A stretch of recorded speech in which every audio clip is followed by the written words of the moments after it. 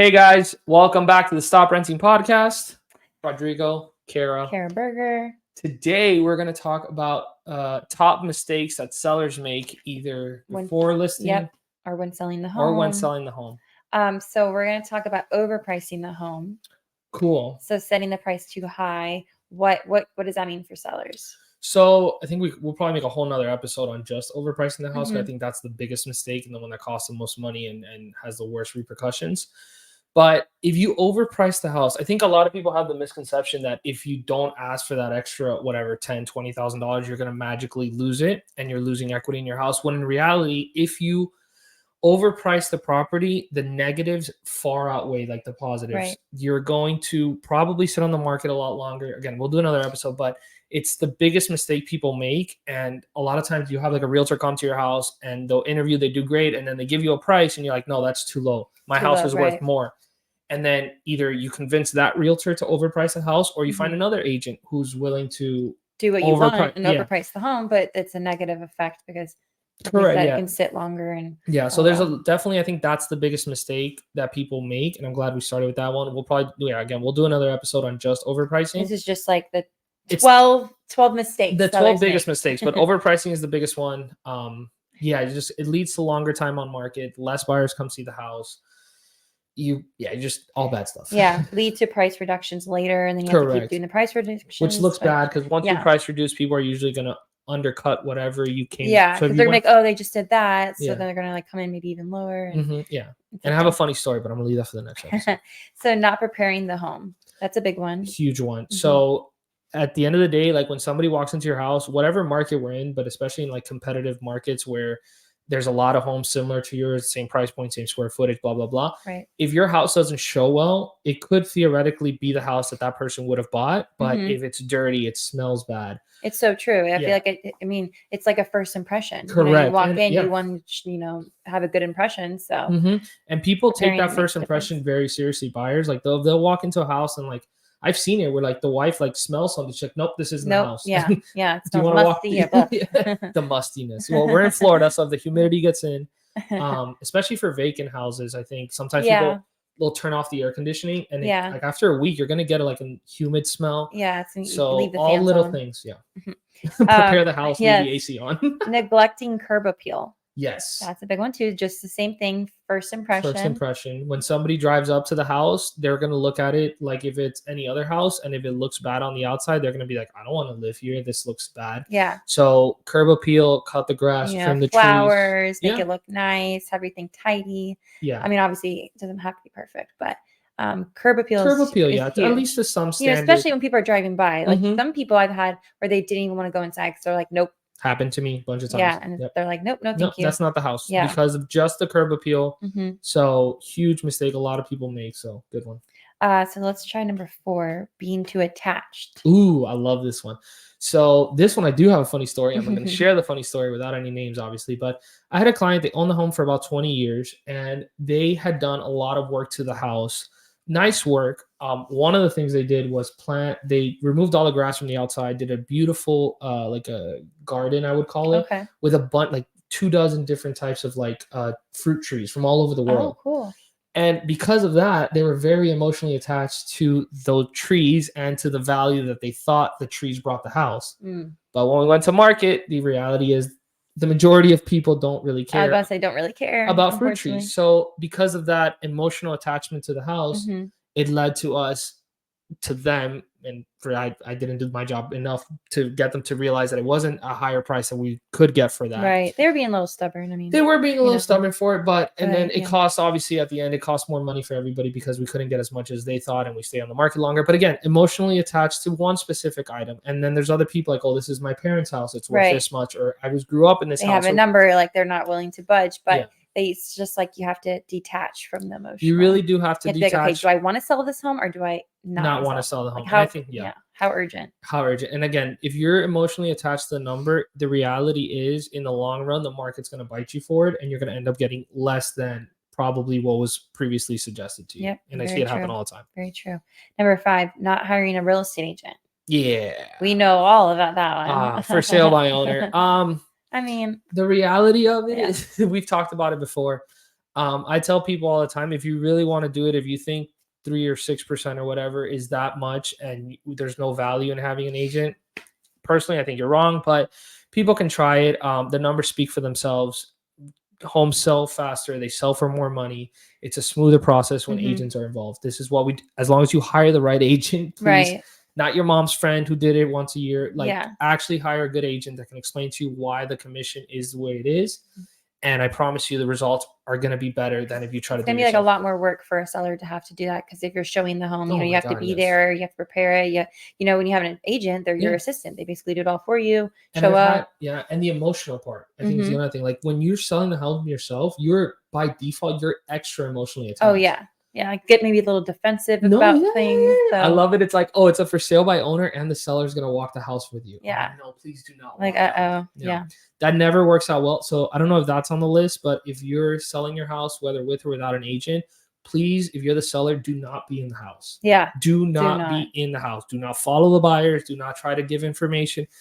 It's because you might hear some negative things that they don't like. So opinion based. And then you might, get upset like that, and then say something. Yeah. And like we talked about, you can make one comment and that the buyer didn't like it, and then you can rub them the wrong you way. lost the buyer. So I don't know if that's on the list, but don't ever be there for the show. Don't be there. It's not, but that's a good never point. Helps. It never helps. Not staging the home, like we kind of talked about. That's huge. I think staging makes such a difference. I mean, if you walk into a home that's staged, it just automatically looks like so much nicer. Yeah, and you get to, I think you have like a better idea of what it could look like. Because if you walk into like a huge living room and you're like, well, what do I do with this space? Yeah. As opposed to, well, I would move, if you see the couch, you're like, oh, I'd move the couch. Or the TV could be, you have like a reference point in the room. Like thinking about like what furniture you have that you bring into, like what could fit. Oh, this kind of looks like this. This could fit here. You kind of put into comparison. I think staging is very important. Staging. And in the bedrooms, because I always get the question, Rod, do you think a king or queen bed would fit in here? Which like, obviously you can measure it, you can eyeball it, and I know what roughly a king or queen size bed is, but when there's a bed already in there, kind of like it brings the whole house alive. Maybe like the difference between a house and a home, like when there's furniture, it's more homey. Again, going back to the first impression. Cozy. Yeah. Especially if you have, and there's shout out to all the companies that we've used for staging, because again, hire a good one. But when it's done well, it really does add a tremendous amount of value to the showings and to, again, the first impression the buyers get. I agree. So number 7, ignoring professional photography. That's a big one. Huge. You know how many things we see on the MLS that are just scary. Because I've seen this happen. That's scary. If a realtor comes to your house and you sign the listing agreement and they whip out their iPhone and they start taking pictures, tear up that agreement, walk away. No matter how cheap the house is, no matter if we're talking about a $80,000 house, do not do that. Because again, if even more than first impressions in person, first impressions online, the vast majority of homes are seen online before anywhere else. So if you have low quality pictures, the lights are off. Like I don't know why people post pictures with lights off, but the lights off are bad. Like what? Yeah, or not. And part of professional, because if you have a professional, they're more than likely going to tell you like, hey, this room needs to be tidied up before I take these pictures. So huge it just looks so much better. And like you said, it's the first thing that people see. Typically a lot of buyers are looking online these days and 100%. Before even they see the home, so makes all the difference. Huge difference. Not being flexible with showings, again. Another first impression mistake. Yes. I've seen it all the time. Oh, I can only show the houses at this and this time. Okay, well, that's very difficult because now we have to coordinate your schedule with the buyer's schedule. And again, depending on your market, but if it's not a super sellers, like a super competitive market in terms of sellers can just get whatever they want, which is not the market we're in, then you have to be flexible for the buyers to be able to come and see it. I mean, it's like, how bad do you want to buy? Or if someone's interested, it's like, it might be like in 2 hours, but you got to do what you got to do and go to the grocery store or something and get out of the house for a bit. And adding on to that one, I think, I don't know if this is on the list either, but I've had times where, so if you're showing 5 or 6 properties, you may be running like before or after, or like early or late, I should say, on your schedule. So if you're the seller and your realtor says, hey, somebody's going to come see the house at 3, don't wait until 2:55 to leave the house. Like leave 30 minutes before and give it 30 minutes after. because it just, again, talking about like the smoothness, the first impression of all of it, you want the buyer and the buyer's agent to be able to just pull up, to park feel their car. comfortable, like Yeah, not like high stress, like, oh no, we got to get out, or it's awkward if it's very you awkward. see the seller, they're like, oh hey, sorry, Yeah, we're no, early. I've had times like, again, the showing's at 1 and we show Yeah. up at 12:50 or 12:55, and they're like, oh, we thought you were at 1. I'm like, yeah, but come on. yeah, no, and it just makes it smoother. Again, you want to do everything to make it as smooth and easy of a process for the buyers, which again is partly our job as a buyer's agent to have a smooth showing process. But that's one thing where sellers kind of like interrupted a little bit, is by like wanting to stay in the house until the last millisecond. Yeah. 30 minutes before, 30 minutes after. Just make it work. I mean, Yeah. if you're trying to sell that home, you know, you want to try to get any buyer you can. Correct. You want as many eyeballs on the property. Number 9, failing to disclose issues. Ooh, yes. Ooh, do not sellers. ever hide anything. Yes. If you're tell us everything.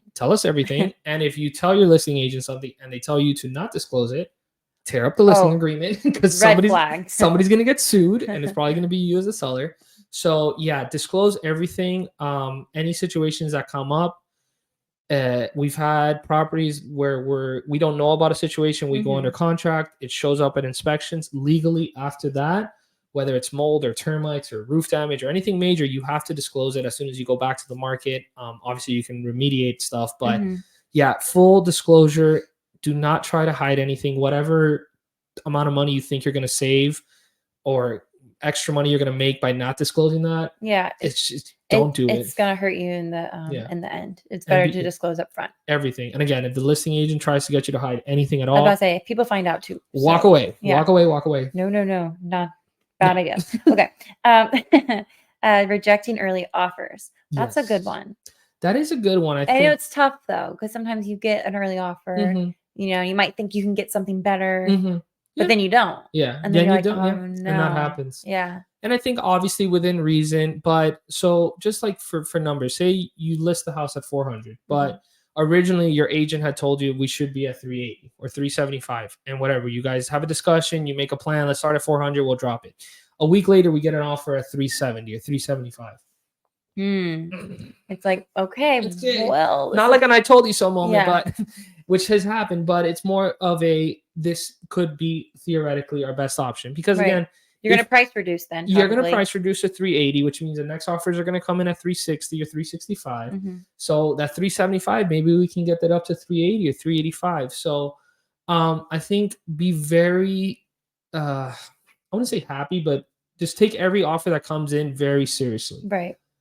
Because as time goes on, think of it as like it could possibly be your only last you could be your best offer. This could be it. So that's a huge I think like a misconception out there, like, oh, never take the first offer. In real estate, that's, again, depending on the market, depending on a bunch of other variables, but that's not by any stretch of the imagination, that's not like a written in stone, like reject the first offer, which I see a lot of sellers like, oh no, that's the first offer, we're not like nah, it's not full priced, or it's not my exact term. So just be cognizant that there is a chance out there that the first offer is the best. If it's a clean, good offer, it's kind of like, you know, hopefully you have an agent that's, you know, convincing you should go for it. Yeah. Or explain to you why it is a good offer, and explaining to you the negatives, the opportunity cost of like, no, let's not take this. Let's wait 2 more weeks. What's going to happen in 2 weeks? Yeah. So skipping pre-inspection. Yeah, so I think pre-inspections are a very like touchy subject because they obviously do cost money. We, for some of our listings, depending on price point and roof age and stuff like that, we'll do at least a 4-point and a wind mid, so we know what the insurances are going to come up with. If there's any like major insurance issues that would prevent a mortgage. But yeah, I think a pre-inspection would help solve a lot of issues. Roof age is a big one. If you're going to have any like major like plumbing or electrical issues, you want to catch those early. I think it helps, like, you know, for the buyers, you're almost helping them out in a way, because like you're understanding like, you know, what's going on with your home, and you're disclosing everything, and like this is what it is, and then it's kind of gives you more room to negotiate, maybe, because you're in a stronger I feel like that's more appetizing to people if you know of something. You're like, okay, well, like at least I know. Or if you're the listing agent, and you just say, hey, we did a pre-inspection, this and this and this was wrong, we fixed it, it's good to go. Please do your own inspections. Here's the inspection report. You'll see everything. Again, don't 100% trust that inspection report. Like, do your own, but at least from the listing agent side, again, you're just showing up better as a property on the market. You figured out was wrong. You took care of it. You fixed it, yeah. And that just looks better. Especially, and I think the big one of that, what I would say is the roof. Because if the roof has less than 5 years of life, the insurance companies will not insure the roof. If you don't get insurance, you can't have a mortgage, which means you can't buy the property with financing. So if you think the roof has less than 5 years, which usually it's about 25 to 30 years on tile, 10 to 15 years of full life on shingle. So if you think the roof is like at a shaky point, get a pre-inspect, get a 4-pointer, a wind mitt. 4 points, sorry, both of them.